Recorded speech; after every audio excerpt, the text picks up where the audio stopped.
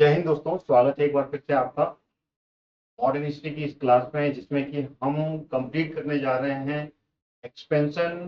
British empire का जो expansion हुआ था इंडिया में, वो किस तरीके से हुआ था। तो उसी सीरीज में हम मराठा एम्पायर के बारे में लगातार ये लेक्चर ले रहे हैं, जिसमें कि पिछली लगातार क्लासों में मैंने मराठा एम्पायर के बारे में बताया, मराठा एम्पायर की शुरुआत कैसे हुई। तो ये एक्सपेंशन की क्लास में ही मैं मराठा एम्पायर को ले रहा हूँ। तो मराठा एम्पायर में हमने पिछली क्लास में कंप्लीट कर लिया था मराठा एम्पायर के अष्ट प्रधान के बारे में, और वो मैंने पूरा पिछली क्लास में आपको कंप्लीट करवा दिया है। और उसके बारे में एक एक पॉइंट्स मैंने क्लियर किए हैं कि मराठा एम्पायर में जो अष्ट प्रधान थे वो कौन कौन से थे। देन उसके बाद में 9 इसमें प्रधान हो गए थे, तो 9वां इसमें जो सुमंत, जो विदेश मंत्री की तरीके से पंत प्रतिनिधि के रूप में आया था, वो भी मैंने यहाँ पर आपको क्लियर कर दिया था। तो अब हम इससे आगे बढ़ेंगे और आज की क्लास में हम कंप्लीट करने जा रहे हैं शिवाजी के बाद जो उनके उत्तराधिकारी आए, शिवाजी के बाद में जो उनके सक्सेसर रहे वो कौन कौन थे, और उसके बाद में शिवाजी के बाद में मराठा एम्पायर किस तरीके से आगे बढ़ता है, वो हम यहाँ पर समझेंगे। क्योंकि यहाँ पर टॉपिक जो है वो भारत में ब्रिटिश साम्राज्य के विस्तार के अंतर्गत में मराठा एम्पायर को यहाँ पर कंप्लीट कर रहा हूँ। फिर हम आगे ब्रिटिश एम्पायर का जो एक्सपेंशन हुआ वो भी हम इसमें कंप्लीट करेंगे। मराठा जो राज्य था वो किस तरीके से ब्रिटिश साम्राज्य के अंतर्गत आ गया, ब्रिटिश साम्राज्य के अधिकार में आ गया। तो चलिए शुरू करता हूं। आज का जो टॉपिक है वो है शिवाजी के सक्सेसर, शिवाजी के बाद में उसके जो उत्तराधिकारी आए वो कौन कौन से थे। ठीक है, तो क्लास बहुत ही इंपॉर्टेंट है आप सभी के लिए।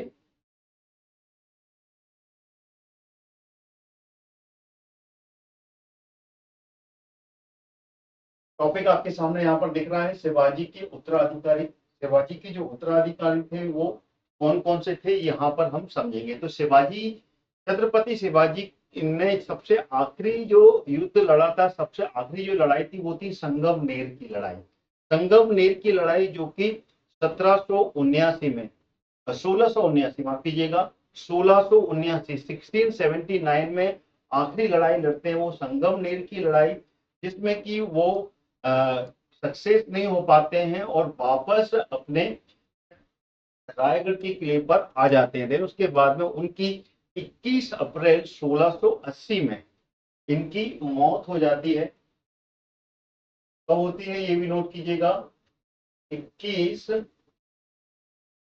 अप्रैल 1680 में ईस्वी में शिवाजी की मृत्यु हो जाती है। और शिवाजी की मृत्यु के बाद में यहाँ पर उत्तराधिकारी का एक विषय बन जाता है, यानी कि शिवाजी के बाद में अब मराठा एम्पायर की गद्दी कौन संभालेगा। अगर हम बात करें शिवाजी की मृत्यु के बाद में, यहाँ पर राजा राम जो कि शिवाजी के पुत्रों में से एक था, वो उसका अभिषेक होता है, जो कि 1680 में ही होता है। 1680 में, ठीक है ना। थोड़ा पॉइंट समझेंगे इसमें, फिर उसके बाद में आपको समझ में आएगा कि राजा राम का यहाँ पर पॉइंट कैसे है। अगर इसमें सामने आपको हेडिंग में दिख रहा है कि यहाँ पर ये सक्सेसर बने, तो सबसे पहले संभाजी का नाम आता है, संभाजी के बाद में राजा राम का आता है, लेकिन इसके बीच में राजा राम पहले आ गया था, तो इसको भी समझना जरूरी है। फिर किस तरीके से संभाजी यहाँ पर मराठा एम्पायर को संभालते हैं, राजा राम उसके बाद में यहाँ पर गद्दी पर बैठता है, क्योंकि दोनों के बीच में कहीं ना कहीं उत्तराधिकार का, जो गद्दी के उत्तराधिकारी का यहाँ पर विवाद हुआ। विवाद के बाद में संभाजी राजे जो कि यहाँ पर गद्दी पर बैठते हैं। पहले राजा राम का अभिषेक होता है, जो कि 1680 में हुआ, ठीक है ना। फिर उसके बाद में शिवाजी द्वितीय के बारे में हम पढ़ेंगे, जो कि ताराबाई के संरक्षण में यहाँ पर छत्रपति की गद्दी पर बैठता है। फिर साहू जी, छत्रपति साहू जी, उसके बाद में राजा राम द्वितीय। तो इस तरीके से शिवाजी के उत्तराधिकारी के बारे में हम यहाँ पर एक एक करके सारे पॉइंट्स यहाँ पर समझने वाले हैं। तो चलते हैं यहाँ पर। सबसे पहले शिवाजी की मृत्यु के बाद, जो कि 1680 में शिवाजी की मृत्यु होती है, देन उसके बाद में 1680 में ही राजा राम, जो कि छत्रपति शिवाजी की दो पत्नियों में से, दो पत्नी के ये अलग अलग पुत्र थे, एक थे संभाजी और दूसरा था राजा राम। तो यहाँ पर दो अलग अलग पत्नियों के दोनों पुत्र थे। तो उनमें से एक पत्नी का जो पुत्र था वो था राजा राम, क्योंकि 1680 में यहाँ पर राज्य अभिषेक होता है। इसके बारे में अगर हम बता दें तो संभाजी को पहले ही किसी विवाद के कारण शिवाजी ने कैद कर दिया था। ये संभाजी को कैद करके एक सलाखों के पीछे डाल दिया था। इस कारण से जब शिवाजी की मृत्यु होती है तो राजा राम का ही यहाँ पर अभिषेक होता है। राजा राम यहाँ से गद्दी पर बैठता है 1680 में। लेकिन उसके कुछ समय के बाद में शिवाजी के दोनों पुत्र, जिसमें कि मैं आपको बता चुका हूं, दो पत्नियों से उत्पन्न ये पुत्र थे, एक थे संभाजी और दूसरे थे राजा राम। इनके बीच में उत्तराधिकार जो कि गद्दी का एक विवाद उत्पन्न हो जाता है। और गद्दी के विवाद के उत्पन्न के बाद में यहाँ पर राजा राम को यहाँ पर एक ये समझो समझौता करना पड़ता है संभाजी के साथ में। और उसके बाद में 30 जुलाई 1680 को, यानी कि 1680 में ही संभाजी को यहाँ पर सिंहासन पर बिठाया जाता है। तो यहाँ पर जो दिख रहा है आपको 1680 में संभाजी किस तरीके से राजा राम के साथ में जो उत्तराधिकार का विवाद हुआ, विवाद के बाद में यहाँ पर संभाजी 20 जुलाई 1680 को, तब नोट कीजिएगा 20 जुलाई 1680 को छत्रपति मराठाओं की गद्दी पर यानी कि सिंहासन पर बैठते हैं और छत्रपति का यहाँ पर सिंहासन संभालते हैं। अब हम छत्रपति संभाजी महाराज जी के बारे में यहाँ पर पूरा समझेंगे कि संभाजी का जो शासन काल था मराठा एम्पायर में वो किस तरीके से था। तो इसके बारे में एक छोटा सा इंट्रोडक्शन ले लेते हैं, छोटा सा एक परिचय जो कि संभाजी के बारे में है। ये शिवाजी के सबसे छोटे पुत्र थे, यानी कि शिवाजी के छोटे पुत्र थे। राजा राम जो इनसे बड़े पुत्र थे, शिवाजी के छोटे पुत्र थे। लेकिन मैंने इससे पहले आपको बता दिया है शिवाजी ने इनको कैद कर लिया था। कहां पर? पंधाला के किले पर इनको कैद कर लिया था किसी विवाद के कारण। इतना ही समझिएगा कि शिवाजी और संभाजी के बीच में कुछ विवाद हुआ था। उस विवाद के बाद में संभाजी को शिवाजी ने पन्हाला के किले में कैद कर दिया था। यहाँ पर वो कैद में रहे जब तक कि शिवाजी यहाँ पर जीवित थे। शिवाजी की मृत्यु के पश्चात ये कैद से आजाद होते हैं। देन उसके बाद में यहाँ पर उत्तराधिकार का जो युद्ध होता है, उत्तराधिकार का जो विवाद होता है, विवाद के बाद में यहाँ पर 1680 में ये छत्रपति यानी कि उसकी सिंहासन पर बैठते हैं और मराठा एम्पायर को संभालते हैं। तो अब हम आगे चलते हैं। 16 जनवरी 1681 को इनका अभिषेक हुआ था और अभिषेक होने के बाद में इन्होंने रायगढ़ को अपनी राजधानी बनाया था। किसको बनाया था? रायगढ़। रायगढ़ राजधानी बनी थी इनकी।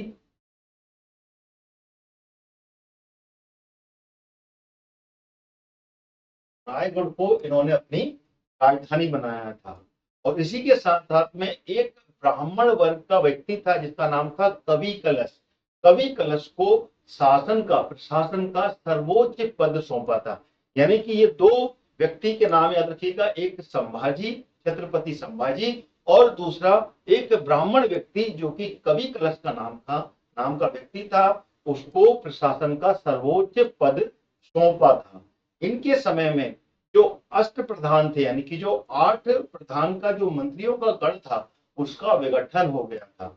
ठीक है ना, क्योंकि छत्रपति शिवाजी के समय में ये जो अष्ट प्रधान समूह था, इनकी शुरुआत हुई थी। देन उसके बाद में जब संभाजी यहाँ पर गद्दी पर बैठते हैं, उस समय अष्ट प्रधान की व्यवस्था यहाँ पर आगे नहीं चल पाई थी और ये यहाँ पर कहीं ना कहीं पर इसका विघटन हो गया था।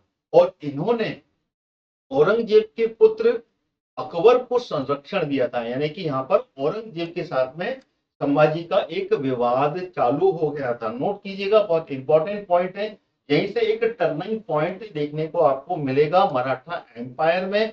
यहाँ पर औरंगजेब का जब शासन था, क्योंकि शिवाजी के समय में औरंगजेब के मुगल एम्पायर के साथ में बहुत युद्ध हुए। देन उसके बाद में शिवाजी की मृत्यु होती है।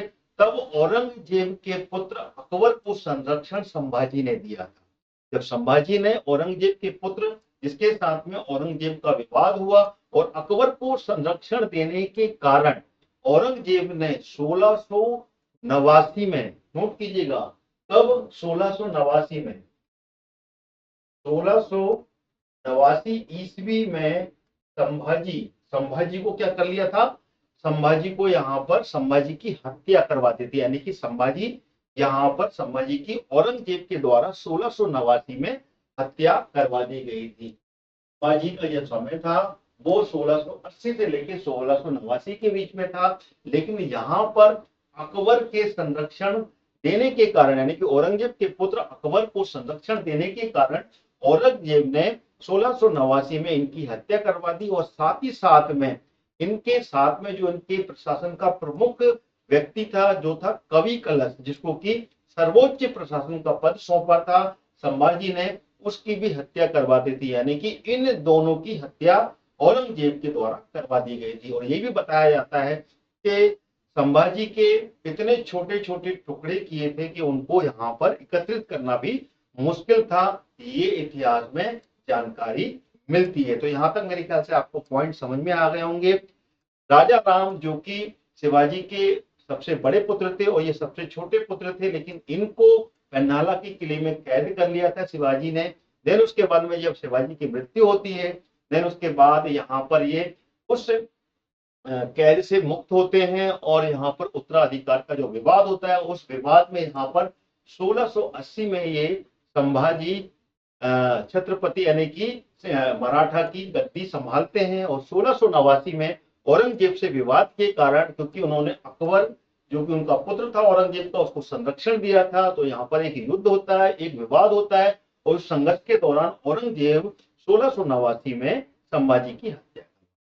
मैंने रिवीजन पूरा आपको करवा दिया, 2 बार मैंने बता दिया। संभाजी और संभाजी का जो सर्वोच्च प्रशासन का जो पद जिसको दिया था कवि कलश को, उसकी भी हत्या करवा दी है। तो यहाँ पर संभाजी का जो शासनकाल था वो 1680 से लेकर 1689 के बीच में होता है। जब 1689 में संभाजी की मृत्यु हो जाती है, देन उसके बाद में इनकी गद्दी पर, मराठा की गद्दी पर राजा राम यहाँ पर गद्दी पर बैठता है, जो कि संभाजी का बड़ा भाई था, यानी कि दूसरी शिवाजी की दूसरी पत्नी का पुत्र था, जो कि राजा राम था। ये गद्दी पर बैठता है 1689 से लेकर 1700 ईस्वी के बीच में।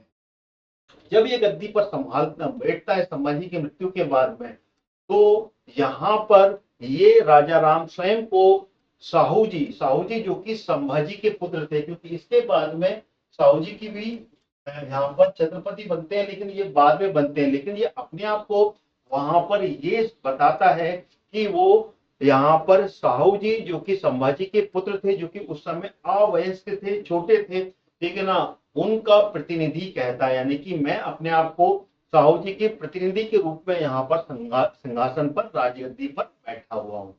तो राजा राम के समय में ही प्रतिनिधि का पद सृजन हुआ था, जो कि पेशवा से ऊपर होता था और छत्रपति के नीचे का पद था। यानी कि एक प्रतिनिधि के रूप में, यानी कि प्रतिनिधि का जो पद यहाँ पर सामने आया वो राजा राम के समय में आया। कि राजा राम साहू जी के, यानी कि छत्रपति साहू जी जो बाद में बनते हैं, जो कि संभाजी के पुत्र थे, उनके प्रतिनिधि के रूप में यहाँ पर अपने आप को एक प्रतिनिधि कहते हुए गद्दी पर बैठता है। तो यहाँ पर जो मैं आपको बताया, पेशवा जी के ऊपर और छत्रपति के नीचे का पद था, वो था यहाँ पर प्रतिनिधि का पद, जिसको कि पंत प्रतिनिधि के नाम से भी जाना जाता है। तो ये प्रतिनिधि का पद जो सृजन हुआ था वो राजा राम के समय में हुआ था। यानी कि राजा राम एक प्रतिनिधि के रूप में, साहू जी के प्रतिनिधि के रूप में यहाँ पर गद्दी पर बैठता है, जो कि पेशवा से ऊपर का पद कहलाता है। तो इस प्रकार से अब यहाँ पर राजा राम के समय में जो अष्ट प्रधान यहाँ पर समूह था, उस समूह में अब टोटल जो व्यक्ति हो गए थे, वो टोटल जो मंत्री थे वो 8 ना रहकर यहाँ पर कितने हो गए थे, 9। यानी कि 8 तो यहाँ पर पहले से ही थे, 8 तो यहाँ पर पहले से ही मंत्री थे। अब इसमें एक पंत प्रतिनिधि, यहाँ पर एक प्रतिनिधि के रूप में जो व्यक्ति बड़ा राजा राम जी, जो कि साहू जी के प्रतिनिधि के रूप में यहाँ पर अपने आप को गद्दी पर बैठाता है। तो इस तरीके से टोटल अष्टप्रधान अब 9 मंत्री, यानी कि यहाँ पर 9 प्रधान यहाँ पर हो गए थे, जो कि अष्टप्रधान अब नहीं रहे थे। तो ये पॉइंट आपके क्लियर हो गए होंगे। तो यहाँ पर ये राजा राम के बारे में मैंने आपको जानकारी दी। 1689 में ही अंग्रेज औरंगजेब का आक्रमण जब हुआ था, जिस समय की संभाजी महाराज की संभाजी की मृत्यु की हत्या जब औरंगजेब करता है, तो उस समय राजा राम औरंगजेब के आक्रमण के भय के कारण राजा राम रायगढ़ के किले को छोड़ देता है और रायगढ़ से भागकर ये जिंजी में शरण लेता है। कहाँ लेता है? जिंजी में ये शरण लेते हैं। और जिंजी में शरण लेने के बाद में ये 8 वर्षों तक जिंजी को अपनी राजधानी बनाते हैं। किसको बनाते हैं राजधानी? जिंजी को ये अपनी राजधानी बनाते हैं। जिंजी को ये अपनी राजधानी बनाते हैं। यानी कि ये औरंगजेब ने जब 1689 में आक्रमण किया और संभाजी की हत्या की, और साथ में उनके शासन का प्रमुख जो व्यक्ति था कवि कलश की हत्या के बाद में यहाँ पर आक्रमण हुआ, तो उसके भय से राजा राम रायगढ़ को छोड़ देते हैं और जिंजी में शरण लेते हैं और 8 वर्षों तक वहीं रहते हैं और जिंजी को ये राजधानी बनाकर वहीं पर रहते हैं।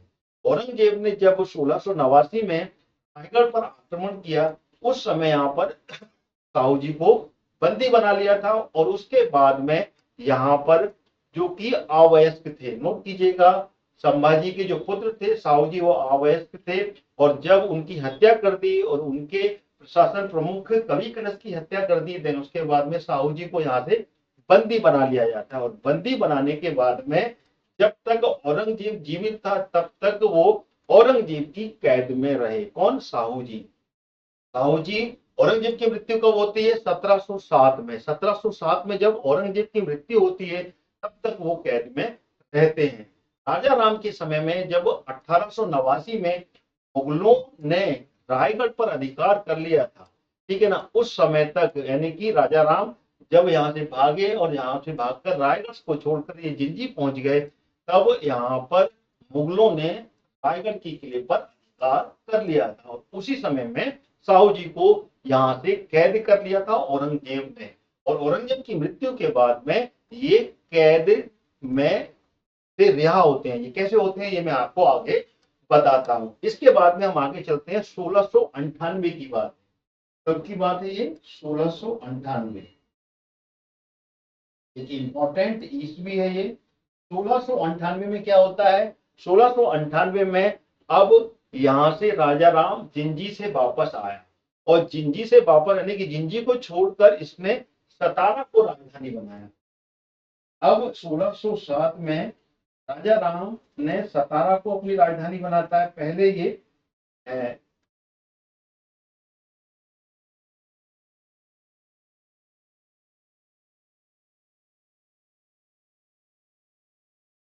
1689 में ये जिंजी को 8 वर्ष जब जिंजी में रहता है तो जिंजी को राजधानी बनाता है। फिर उसके बाद में 1698 में, यानी कि 8-9 वर्ष के बाद में राजा राम जिंजी से वापस आकर सतारा, जो कि महाराष्ट्र का एक क्षेत्र है, उसको राजधानी बनाता है। फिर उसके बाद में 2 वर्ष के अंतराल के बाद 1700 के ईस्वी में राजा राम की मृत्यु हो जाती है। यानी कि राजा राम का जो शासनकाल था वो 1689 से लेकर 1700 ईस्वी के बीच का माना जाता है। और इस समय ये भागकर जिंजी पहुंचता है। जिंजी के बाद वापस आता है, सतारा को अपनी राजधानी बनाता है और सतारा में 1700 ईस्वी में इसकी मृत्यु हो जाती है। अब इसके बाद में जो शासनकाल आता है, क्योंकि यहाँ पर जब औरंगजेब की मृत्यु नहीं होती है तब तक साहू जी औरंगजेब की कैद में ही है। यानी कि अब साहू जी का समय नहीं आया है।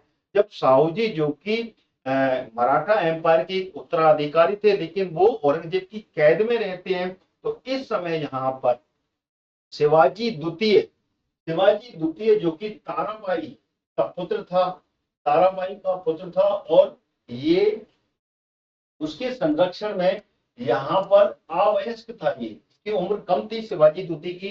ताराबाई के संरक्षण में 1700 से लेके 1707 ईस्वी तक ये गद्दी पर बैठते हैं और ताराबाई यहाँ पर पूरे शासन को संभालती है, जो कि शिवाजी द्वितीय की माँ थी। ठीक है, नोट कीजिएगा। राजा राम की मृत्यु के बाद में उनकी जो विधवा थी, राजा राम की पत्नी, उनकी विधवा थी ताराबाई, और उसका जो पुत्र था वो था शिवाजी द्वितीय, जो कि जिसकी उम्र थी सिर्फ 4 वर्ष। 4 वर्ष की उम्र में ये गद्दी पर बैठाती हैं और उनकी संरक्षिका बनती हैं। कौन? ताराबाई। और संरक्षिका बनने के बाद में ये शिवाजी द्वितीय के नाम से गद्दी पर 4 वर्षीय पुत्र को बिठाती हैं और संरक्षिका बनकर शासन करती हैं। 1707 में जब औरंगजेब की मृत्यु होती है, जो कि मैंने आपको बताया, औरंगजेब की जब मृत्यु होती है, औरंगजेब की मृत्यु के बाद में यहाँ पर उसका जो पुत्र था, उसका पुत्र कौन था? आजम शाह। आजम शाह ने जुल्फिकार खां था, उसके कहने पर, जो उसका एक करीबी था जुल्फिकार खां, उसके कहने पर साहू जी को आजाद कर दिया जाता है। यानी कि औरंगजेब की जब मृत्यु हुई 1707 में, तब तक साहू जी औरंगजेब की कैद में रहे। लेकिन जैसे ही औरंगजेब की मृत्यु होती है, आजम शाह जुल्फिकार खां के कहने पर साहू जी को आजाद कर देता है। साहू जी जब यहाँ से आजाद होते हैं औरंगजेब की कैद के बाद में, देन उसके बाद में यहाँ से साहू जी सतारा पहुंचते हैं। सतारा जो कि उस समय मराठा एम्पायर की एक राजधानी बन गई थी जिंजी के बाद। जिंजी जो कि राजा राम ने राजधानी बनाई थी जब वो 1689 में औरंगजेब के आक्रमण के बाद में जिंजी पहुंचता है। जिंजी के बाद में जब 1698 में ये सतारा पहुंचता है तो सतारा को अपनी राजधानी बनाता है। फिर 1700 में राजा राम की मृत्यु होती है। उसके बाद में यहाँ पर शिवाजी द्वितीय, जो कि 4 वर्ष का बेटा था राजा राम का, और उसकी विधवा पत्नी ताराबाई की संरक्षण में यहाँ पर गद्दी पर बैठता है। और 1707 में जब साहू जी यहाँ से रिहा होते हैं तो साहू जी अब सतारा पहुंचते हैं, और सतारा पर जहाँ पर की ताराबाई का अधिकार था, वहां पर ये ताराबाई की सेना और साहू जी की जो सेना थी, उनके बीच में यहाँ पर एक युद्ध होता है। वो युद्ध यहाँ पर देखने को मिलेगा, और वो युद्ध यहाँ पर जो होता है वो होता है खेड़ा का युद्ध। कौन सा होता है? खेड़ा का युद्ध। खेड़ा का युद्ध के रूप में ये जाना जाता है। ये खेड़ा का युद्ध होता है 1707 में। 1707 में ये उत्तराधिकार, क्योंकि यहाँ पर साहू जी जो थे वो यहाँ पर प्रमुख उत्तराधिकारी के रूप में थे। जैसे कि मैंने आपको पहले बताया, राजा राम ने यहाँ पर अपने आप को साहू जी के प्रतिनिधि के रूप में यहाँ पर गद्दी पर बैठता है। लेकिन जब साहू जी कैद में होते हैं, उसके बाद जब वापस आते हैं तो ताराबाई से अपना अधिकार मांगते हैं। लेकिन यहाँ पर ताराबाई उसकी मांग को स्वीकार नहीं करती है, और 12 अक्टूबर 1707 में ताराबाई की सेना और साहू जी की सेना के बीच में ये युद्ध हुआ, जो कि खेड़ा के युद्ध के नाम से जाना जाता है। अब इस युद्ध में सबसे प्रमुख बात ये होती है कि इस युद्ध में जो उस समय के पेशवा, जी समझ लो, पेशवा के नाम से आप जानिएगा यहाँ पर, उस समय बालाजी विश्वनाथ, जो कि एक सेना नायक था उस समय, एक पेशवा के गद्दी पर नहीं बैठा था। बालाजी विश्वनाथ जो कि आगे चलकर पेशवा बनता है, ठीक है ना, यही वो बालाजी विश्वनाथ था जिसकी सहायता इन्होंने मदद की थी। किसकी? साहू जी की। साहू जी की मदद की, और साहू जी की सहायता करने पर साहू जी यहाँ पर ताराबाई की सेना के साथ में यहाँ पर खेड़ा के युद्ध में वो विजय होते हैं, और ताराबाई की सेना को यहाँ पर हार का सामना करना पड़ता है, जो कि था खेड़ा का युद्ध। और जब ताराबाई की सेना यहाँ पर हार जाती है तो ताराबाई यहाँ से भाग कर दक्षिण महाराष्ट्र में चली जाती है। यानी कि वो यहाँ से भाग जाती है, और भागने के बाद में दक्षिण महाराष्ट्र पहुंच जाती है। जब दक्षिण महाराष्ट्र पहुंचती है तब जाकर यहाँ पर छत्रपति साहू जी का यहाँ पर राज्य अभिषेक होता है, और 1707 के बाद में वो मराठा एम्पायर की गद्दी को संभालते हैं। यानी कि 1707 का ये युद्ध था अक्टूबर का। फिर आते आते ये 1708 हो जाती है। तो 1708 में साहू जी का सतारा में, कहां पर? सतारा में ही अभिषेक होता है। नोट कीजिएगा, सतारा में ही यहाँ पर विवाद हुआ। सतारा पहुंचते हैं, लेकिन सतारा में यहाँ पर विवाद के कारण खेड़ा में ये युद्ध होता है, जिस युद्ध में बालाजी विश्वनाथ साहू जी की सहायता करते हैं। उस सहायता से साहू जी को यहाँ पर विजय मिलती है और ताराबाई भागकर दक्षिण महाराष्ट्र पहुंच जाती है। और जब दक्षिण महाराष्ट्र में ताराबाई पहुंचती है तो यहाँ पर अभी भी विवाद खत्म नहीं होता है, क्योंकि यहाँ पर सत्ता के अधिकार के लिए एक ताराबाई अपने पुत्र के लिए हिस्सा मांगती है, तो उस हिस्से में यहाँ पर एक संधि होती है। नोट कीजिएगा, एक संधि होती है जिसको कि वारनाकी संधि कहा जाता है। कौन सी संधि कहा जाता है? वारनाकी संधि होती है यहाँ पर। इस संधि को नोट कीजिएगा, बहुत इंपॉर्टेंट है। वारनाकी संधि, वारनाकी ये संधि होती है और इस वारनाकी संधि के द्वारा यहाँ पर 1731 में, नोट कीजिएगा, 1731 में इसको दो भागों में बांटा जाता है। 1731 जो कि छत्रपति साहू जी के शासनकाल के समय की बात है। छत्रपति साहू जी के शासनकाल कब का था? ये 1707 से लेके 1749 के बीच का है। तो 1731 में मराठा राज्यों को दो भागों में, दो हिस्सों में बांटा गया। एक भाग जो था वो उत्तरी राज्य कहलाया और दूसरा भाग जो था वो दक्षिणी भाग कहलाया। यानी कि यहाँ पर दो भाग हो जाते हैं। एक था उत्तरी राज्य, उत्तर, ठीक है ना, उत्तरी राज्य था, और दूसरा जो भाग था वो दक्षिणी राज्य था। दक्षिणी राज्य में ये डिवाइड होता है मराठा एम्पायर। अगर हम उत्तरी राज्य की बात करें तो उत्तरी राज्य साहू जी के अधीन था, यानी कि यहाँ के जो शासक थे वो साहू जी थे, साहू जी थे। और इन्होंने अपनी जो राजधानी बनाई थी वो राजधानी कौन सी थी? वो थी सतारा। यानी कि यहाँ पे ये पहले से ही गद्दी पर बैठे थे, यहाँ पे इनका राज अभिषेक हुआ था, तो वो थी सतारा। ये इनकी राजधानी थी। और दक्षिणी राज्य जो थे, दक्षिणी राज्य यहाँ पर ताराबाई के पुत्र शिवाजी द्वितीय के अधीन आ गए। यहाँ के जो शासक थे वो शिवाजी द्वितीय थे। शिवाजी द्वितीय जो कि राजा राम के पुत्र थे, राजा राम के पुत्र, और ताराबाई राजा राम दोनों के पुत्र थे, उसके अधीन था। और इन्होंने अपनी राजधानी जो बनाई थी वो कौन सी बनाई थी? इन्होंने अपनी राजधानी, की राजधानी थी कोल्हापुर। कौन सी थी? कोल्हापुर।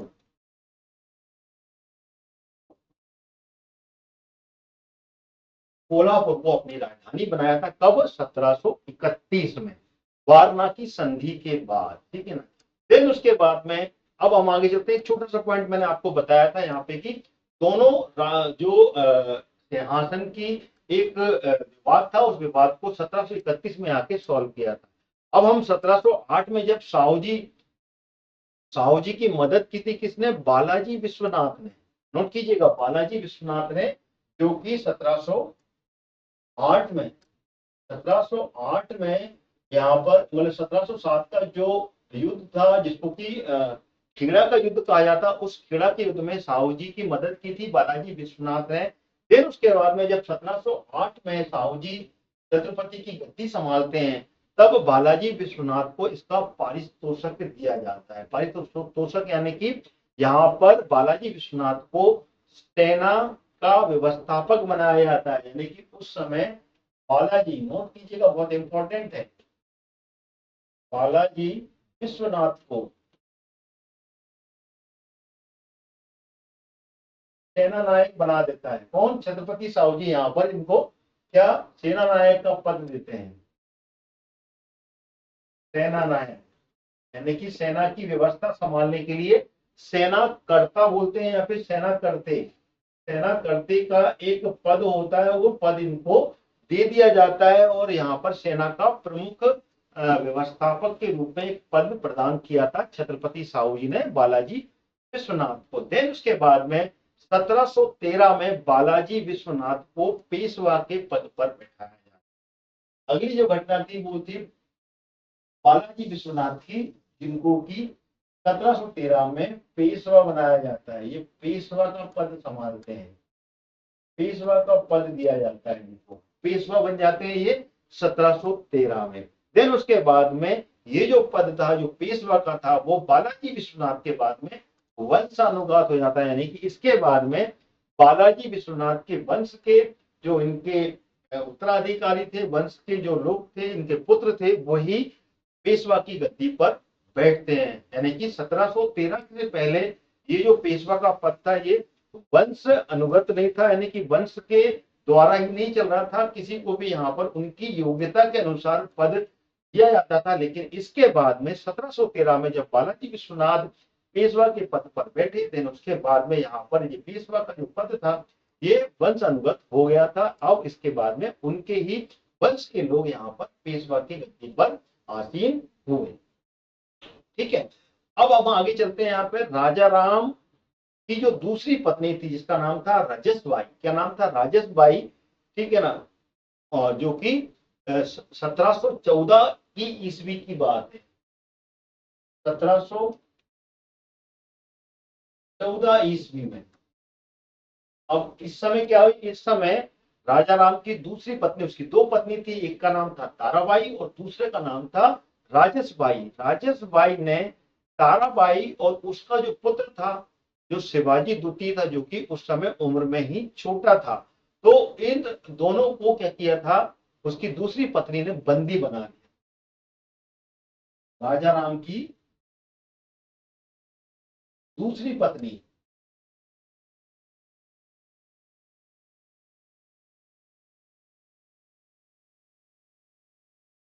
कौन थी? राजसबाई।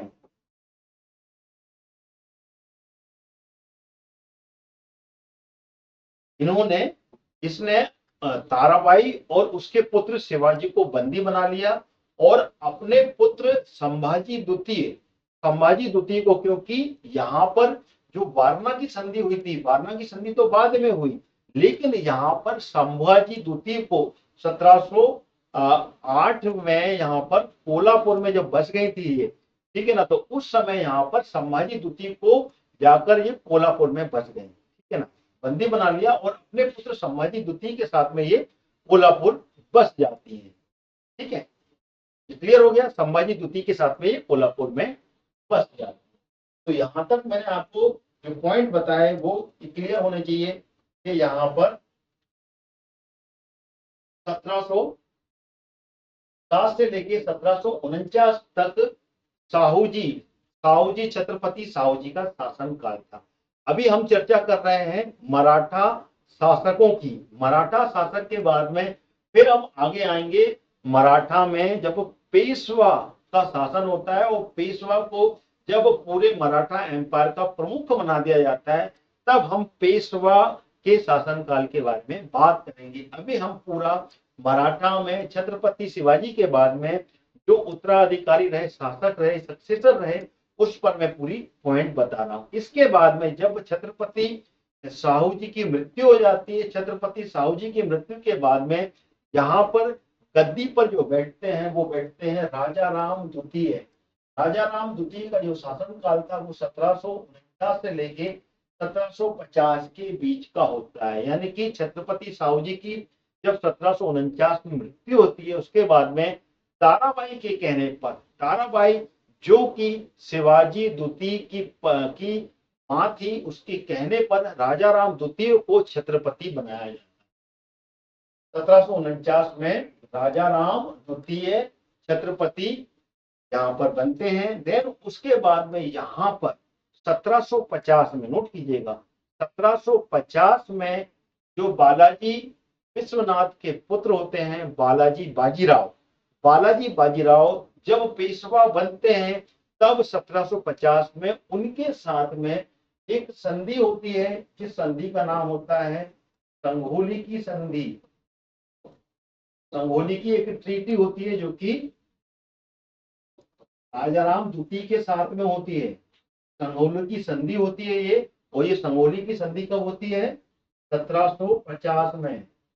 1750 ईस्वी में संघोली की संधि होती है, और जो कि बालाजी बाजीराव, जो कि बालाजी विश्वनाथ के पुत्र थे, और राजाराम द्वितीय के बीच में होती है, जब बालाजी बाजीराव पेशवा बनते हैं। ठीक है, नोट कीजिएगा, बालाजी बाजीराव जो कि बालाजी विश्वनाथ के पुत्र जो थे वो बाजीराव प्रथम थे, और बाजीराव प्रथम के जो पुत्र थे वो बालाजी बाजीराव थे। तो बालाजी बाजीराव के साथ में ये संधि होती है, यानी कि इसके बीच में एक पेशवा और आते हैं जो कि बाजीराव प्रथम होते हैं। बाजीराव प्रथम जो कि 1720 से लेकर 1740 के बीच में यहाँ पर गद्दी पर बैठते हैं। देन उसके बाद में 1750 में जब बाजीराव प्रथम पेशवा की गद्दी पर रहते हैं, तब राजा राम द्वितीय के साथ में ये एक संधि होती है। और इस संधि में यहाँ पर मराठा संघ का जो वास्तविक नेता बनता है, यानी कि पूरा मराठा समूह का जो वास्तविक नेता बन जाता है, वो पेशवा को बनाया जाता है। यानी कि यहाँ से अब जो छत्रपति का यहाँ पर जो शासन था, जो व्यवस्था पर प्रमुख मुखिया के रूप में माना जाता था, उसका यहाँ पर मुखिया का पद जो था वो थोड़ा सा कमजोर हुआ और यहाँ पर वास्तविक नेता अब पेशवा बनकर आते हैं। यानी कि जो पेशवा का जो शासनकाल था वो प्रमुखता से 1750 के बाद शुरू होता है। और ये जो बालाजी बाजीराव जो कि बाजीराव प्रथम के पुत्र थे, पेशवा बने। तब राजा राम द्वितीय जो कि 1749 में छत्रपति बनते हैं, जब 1750 में संघोली की संधि करते हैं। इस संधि के बाद में मराठा संघ का वास्तविक नेता पेशवा को बनाया। ठीक है, ये क्लियर हो गया। तो यहाँ पर मैंने आपको मराठा एम्पायर में जो शिवाजी, छत्रपति शिवाजी के जो उत्तराधिकारी थे, उसके सारे के सारे पॉइंट्स मैंने यहाँ पर आपके सामने रख दिए हैं। सारे के सारे जितने भी उत्तराधिकारी थे उनके बेसिक यहाँ पर बताया कि किस तरीके से यहाँ पर उनका जो शासनकाल था, उनके समय में जो घटनाएं घटती हैं, वो मैंने यहाँ पर क्लियर। इसके बाद में हम अगली क्लास में पेशवाओं का जो शासन था, यानी कि पेशवा का जो समय था, पेशवाओं का जो काल था मराठा एम्पायर में, वो कैसे हुआ, उसमें हम थ्रू करेंगे। सबसे पहले बालाजी विश्वनाथ को लेंगे, उसके बाद में बाजीराव प्रथम को लेंगे, उसके बाद में मैं यहाँ पर बाजीराव जो कि बाजीराव प्रथम के पुत्र थे। इस तरीके से पेशवा उनका जो शासन काल था, पेशवाओं का जो काल था, उसको हम समझेंगे अगली क्लास में। इस क्लास के सारे जो पीडीएफ नोट्स हैं वो आपको मिल जाएंगे, वहां से आप अपने शॉर्ट नोट्स बना सकते हैं। साथ ही साथ में इस क्लास को जितनी बार चाहें उतनी बार आप इस वीडियो को देखकर भी रिवीजन कर सकते हैं। Thank you so much.